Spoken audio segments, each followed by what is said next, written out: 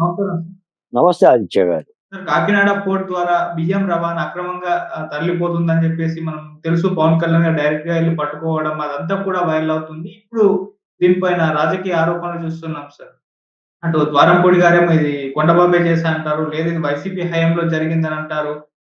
మీరు కూడా డిమాండ్ చేస్తున్నారు ఎంక్వైరీ జరగాలని జెప్పేసి. అసలక్కడ ఏం జరిగింది? మరి ఇది ఎప్పటినుంచి ఈ అక్రమ రవాణా జరుగుతుంది? ఎవరు చేస్తున్నారు? మీరేం చెప్తారు సార్? స్మగ్లర్‌ని అంటామో, లేదంటే బ్లాక్ మార్కెటోళ్ళు అంటామో, లేదా రాజకీయ నాయకులు అంటామో, తరలించుకొని కాకపోతే ఏంటంటే వైసీపీ హయాంలో హ్మ్. ఈ కాకినాడకి చెందిన Dwarampudi Chandrasekhar Reddy okay sir. Alias Raisireddy. ఆయన హ్మ్. పేరే రైసిరెడ్డి. హ్మ్. ఆయన ఆధ్వర్యంలో హ్మ్. ఈ పోర్ట్‌ల ద్వారా ఆఖరికేందంటే ఆంధ్రప్రదేశ్‌లో ఉన్న ఇతర కంపెనీలకో, ఇతర ప్రాంతాలకు అమ్ముకోవడమే కాకుండా ఏకంగా దక్షిణాఫ్రికాకే లోడెత్తేత్తన్నారు. ఏదో 'మహేష్ బాబు' సినిమాలో గనక 'రమణ లోడెత్తు' అన్నట్టుగా లోడ్లు ఎత్తేస్తున్నారు. గత హ్మ్. 5 ఏళ్ల ప్రభుత్వంలో అంటే జగన్మోహన్ రెడ్డి గారి ఏలుబడిలో 1300 లారీల సరుకు ప్రతినిత్యం గూడా ఈ షిప్పుల ద్వారా దక్షిణాఫ్రికా ఎగుమతవుతుందని చెప్పేసని పవన్ కళ్యాణ్ గారు చెప్పిన మాట. Okay sir. కేంద్ర ప్రభుత్వం హ్మ్. దాదాపు కిలో రూ. 43 వెచ్చించి దేశంలో ఈ సబ్సిడీ బియ్యాన్ని కొనుగోలు చేసి, హ్మ్. ఈ రేషన్ బియ్యం పథకానికి అందజేయటం. దాన్ని ఆయా రాజకీయ పార్టీలు లేదా ప్రభుత్వాలు మొదట రూ. 5 తర్వాత రూ. 2 ఇప్పుడు ఉచితంగానే ఇస్తున్నారు. హ్మ్. ఈ ఉచితంగా ఇస్తున్న బియ్యం గూడా ప్రజలకు చేరకోకోకుండా రూ. 43 పెట్టి కొనుగోలు చేసిన ఈ బియ్యం కిలో రూ. 70 ధరతో దక్షిణాఫ్రికాకి ఎగుమతి చేస్తున్నారు. ఇది ఓహ్! పవన్ కళ్యాణ్ గారు ఒక ముక్కముక్కు ఈ మాట కూడా నిజమే. హ్మ్. నిజానికేందంటే ఆంధ్రప్రదేశ్‌లో ఈ రేషన్ బియ్యం ప్రజలు పెద్దగా వాడుకోవడం లేదు. ఓకే. ప్రభుత్వాలేదో పోటీ పడిపోయి మేము రేషన్ బియ్యం ఇస్తున్నాం. ఎన్టీఆర్ హయాం దగ్గర నుంచి కిలో రూ. 2 బియ్యం పథకం పెట్టింది మేమే అని చెప్పేసి మాట్లాడుతున్నారులే గానీ, ఆంధ్రప్రదేశ్‌లో సాధారణంగా వాడే బియ్యం సన్న బియ్యం వాడతారు. అంటే హ్మ్. సామసూరు బియ్యం వాడతారు. దీనిని ఈ బియ్యాన్ని మాత్రం వాడుకోవటానికి ప్రజలు పెద్దగా వినియోగంలోకి తీసుకోరు.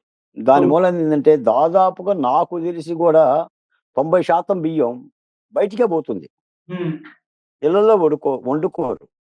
నేను కూడా గ్రామీణ సీమల్లో చూస్తున్నాను. ఆ బియ్యం సరఫరా చేసే చౌక ధరల దుకాణ డీలరు ఆ కిలోకి రూ. 5, రూ. 6 ఇచ్చేసి వాడే డబ్బులు డబ్బులు ఇచ్చేస్తుంటాడు. హ్మ్. బియ్యం కూడా ప్రజలు తీసుకోవటానికి అంతగా ముందుకు రారు. బియ్యం మొత్తం గూడా బయటికి ఎగుమతి చేస్తున్నారు. ఓకే. కాకపోతే ఏందంటే, ఏ బియ్యమైనా ప్రభుత్వ బియ్యం. దీన్ని ఈ విధంగా పక్క పక్క దేశాలకు అమ్ముకుంటున్నాం అనేది పవన్ కళ్యాణ్ గారు చెప్పిన మాట. హ్మ్. ఇంకో మాటేందంటే, సాధారణంగా రాజకీయ నాయకులు గాని, కూడా పోర్ట్‌కి రానివ్వటం లేదు. అధికారులు సరైన సమాధానం చెప్పడం లేదు. హ్మ్. కూడా ముప్పు తిప్పలు పెట్టి 3 చెరువులు నీళ్ళు తాపిస్తున్నారని మాట్లాడటం అనేది వ్యవస్థలో ఉన్న లోపాలకి, లేదంటే అధికారులు చేస్తున్న తప్పులు కూడా ఒక కొలబద్దగా ఉంటుంది. ఓకే. రీసెంట్‌గా నెల రోజుల క్రితం కూడా పవన్ కళ్యాణ్ గారు హ్మ్. సోషల్ మీడియా బేసిక్‌గా వైసీపీ నాయకులు గాని, లేదా సోషల్ మీడియాలో దొరుకుతున్న మహిళల మీద హననం గురించి గాని, ఆయన మాట్లాడిన తర్వాతే ఈ సోషల్ మీడియా మీద పెట్టిన ఈ కేసులు గూడా ప్రభుత్వం కదిలింది. ఓకే. అంతకుముందు గూడా వీటిని పట్టించుకోలా. హ్మ్. ఇలా మరి పవన్ కళ్యాణ్ గారు కూటమి ప్రభుత్వంలో ఉన్నా, తానేదో మొట్టమొదట అన్నట్టుగా ఇప్పుడు స్వపక్షమైన, విపక్షమైన నేనే ఫాలో అవుతుంది. ఈ బియ్యం పథకాన్ని ఒకసారి సమీక్షించుకుందామా? ఈ బియ్యానికి బదులుగా ఇంకొక రూ. 10 ఇచ్చో, లేదంటే ఈ బియ్యానికి సంబంధించిన వ్యవహారంగా రూపాయి పరంగానో పేద ప్రజలకి ఎలా అందజేస్తే బావుంటుందని కూడా ప్రభుత్వం ఒక విధానంగా దీన్ని సమీక్షించుకోవాలి. ఓకే. ఎందుకంటే నిరుపయోగం అయిపోతున్నాయి. అవును. ప్రభుత్వాలు ఇస్తున్న మాట యదార్థమే అయినా గూడా, ప్రజలకు చేరటం లేదు. మరి హ్మ్. ఇతర రాష్ట్రాల్లో ఇదే బియ్యాన్ని వాడుకుంటున్నారో లేదో నాకు తెలీదు గానీ, హ్మ్. ఆంధ్రప్రదేశ్‌లో ఎక్కడ గూడా చాలా 10%, 15% కుటుంబాలే ఈ బియ్యాన్ని వాడుకుంటున్నాయి. ఇలా ఓకే. వాడుకోవటానికి వీలు పడిన ఈ బియ్యం స్థానంలో ఇప్పుడు ప్రజలు వాడుకునే స్థితిలో ఉంటే, ప్రజలకే చేరువైపోద్ది. పైపెచ్చు మళ్ళీ ఈ రేషన్ సరఫరాలకి గత ప్రభుత్వం దీనికొక ఆటోలు, దీనికొక వాలంటీర్లు, వాళ్ళకొక జీతాలు, ఆ జీతాల ద్వారా ఇంటింటికి పంపటాలు. మరి దాన్ని ఏదో పెద్ద విప్లవ పథకంలాగా చెప్పుకోవటాలు. వెరసి ఏమవుతుందంటే ఈ బియ్యం అంతా ఎళ్ళిపోయి కాకినాడ పోర్ట్ ద్వారా దక్షిణాఫ్రికా పోతుంది. ఓకే. అంటే చెప్పుకోవడానికి తప్ప ప్రయోజనం కనిపించటం లేదు. కాబట్టి ఈ కూటమి ప్రభుత్వం ముఖ్యంగా చంద్రబాబు నాయుడు గారు సమీక్షించి హ్మ్. దీనిలో ఏమన్నా కొత్త మార్పులు గాని, కొత్త విధానాలు గాని తీసుకుంటే ఫుల్ స్టాప్ పడుతుంది. ఓకే. కాకపోతే మీరన్నట్టుగా ఏందంటే, పవన్ కళ్యాణ్ గారు సాధారణంగా ఇప్పుడు ద్వారంపూడి చంద్రశేఖర్ రెడ్డి మీద చాలా విమర్శలుండయి. కాకినాడ కర్తల్ని గత ఎన్నికల ప్రచారంలో కూడా పవన్ కళ్యాణ్ గారు స్వయంగా కాకినాడలో మీటింగ్ పెట్టి, ద్వారంపూడిని గొడ్డలెప్పదీసి వీధుల్లో ఊరేగిస్తా, ఊరూరా తిప్పుతా అని చెప్పేసి ఛాలెంజ్ చేసిన సందర్భాలు ఉన్నాయి. హ్మ్. ద్వారంపూడికి వార్నింగ్‌లు ఇచ్చిన సందర్భాలున్నాయి. అదే అవును. స్థాయిలో ద్వారంపూడి కూడా పవన్ కళ్యాణ్‌ని దూషించిన సందర్భాలున్నాయి. ఇది వ్యక్తిగత రాజ్యాన్ని కూకటవేళ్ళతో కూల్చేస్తాను. నీ సంగతి చూస్తాను ద్వారంపూడి అని చెప్పేసని అన్నాడు. నేనేదో ఇక్కడ వ్యక్తిగతంగా నేను మాట్లాడట్లేదే గాని ద్వారంపూడి కాదు.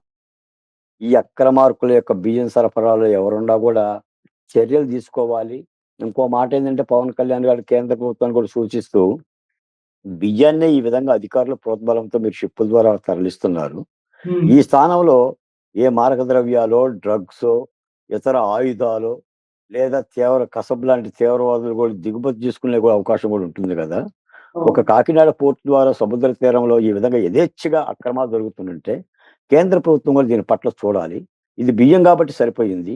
బియ్యం కాకోకుండా ఏదైనా మారణాయుధాలు కూడా దిగుమతి అయితే దేశ భద్రత కూడా ఏదైనా ఇబ్బందికరమైన వాతావరణం ఉంటుందని ఒక అంశాన్ని కూడా ఆయన కేంద్ర ప్రభుత్వం దృష్టికి తెచ్చాడు. హ్మ్.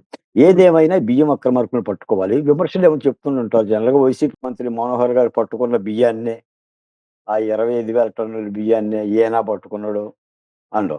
ఆయన పట్టుకున్నా, ఈయన పట్టుకున్నా అక్రమ బియ్యమే గదా అది. ఇప్పుడు పోర్ట్ నుంచి తరలబోతుందా లేదా?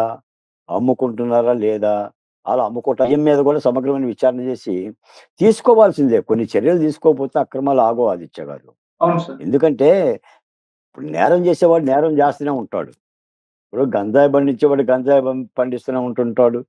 డ్రగ్స్ సరఫరా చేసేవాడు డ్రగ్స్ సరఫరా చేస్తూనే ఉంటుంటాడు. మట్టి తవ్వేవాడు మట్టి తవ్వుతూనే ఉంటాడు. ఇసుక తవ్వేవాడు ఇసుక తవ్వుతూనే ఉంటుంటాడు. బియ్యం అమ్ముకునేవాడు బియ్యం అమ్ముకుంటూనే ఉంటుంటాడు.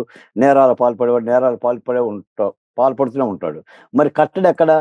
ప్రభుత్వాలు హ్మ్. ఎక్కడెక్కడో ఫుల్ స్టాప్ పెట్టే విధంగా చట్టాలు, పోలీస్ యంత్రాంగం సరైన చర్యలు తీసుకొని కఠినంగా వ్యవహరించకపోతే ఈ అక్రమాలకి అంతే ఉంటుంది.